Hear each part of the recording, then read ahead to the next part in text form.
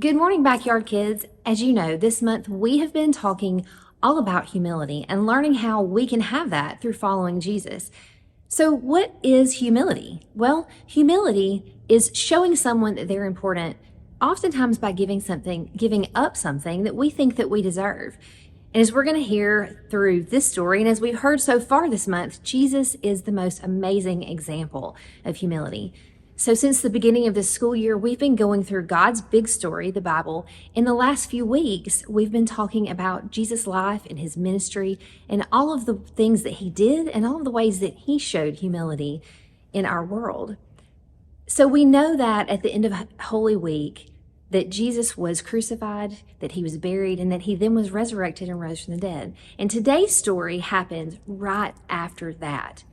So you can imagine that the day of what we now call Easter was kind of crazy. There were all kinds of rumors going around that some women had seen Jesus alive, that they had seen an angel, that the tomb had been empty.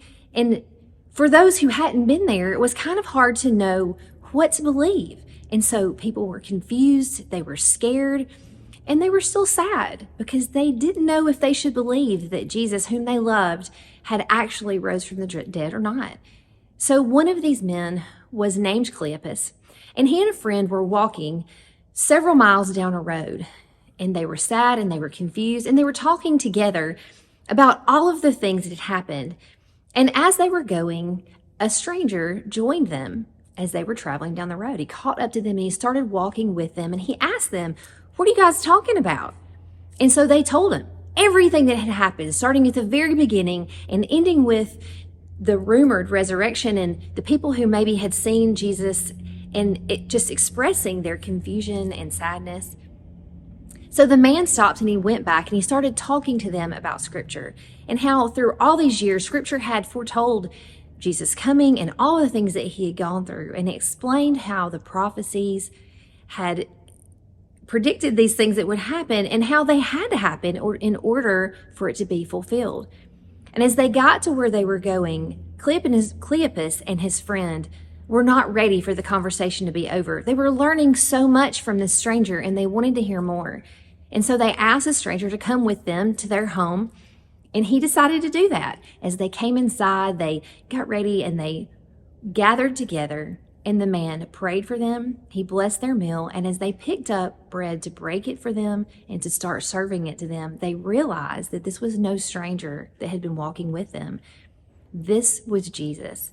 And about the time that they realized that, Jesus was gone. Well, Cleopas and his friend looked at each other, and I'm sure they had a lot to talk about at this point. And so they discussed it all, and then they walked the 7 miles back to Jerusalem to find the disciples, to make sure that they knew that it was true, that they had seen Jesus themselves, and that Jesus really was alive. So you may hear this story and think, what does that have to do with humility? Well, one of the ways sometimes that we can show people that they're important is by giving our time to them. On the road that day, Jesus took a lot of time to explain to Cleopas and his friend about the Scripture, about prophecy, and about why all these things had to happen. So he was helping them to understand all of the things that they were confused about, things that were making them scared. He took that time. And guys, we can do that too.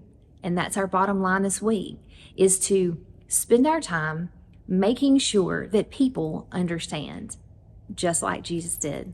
Have a great week, friends.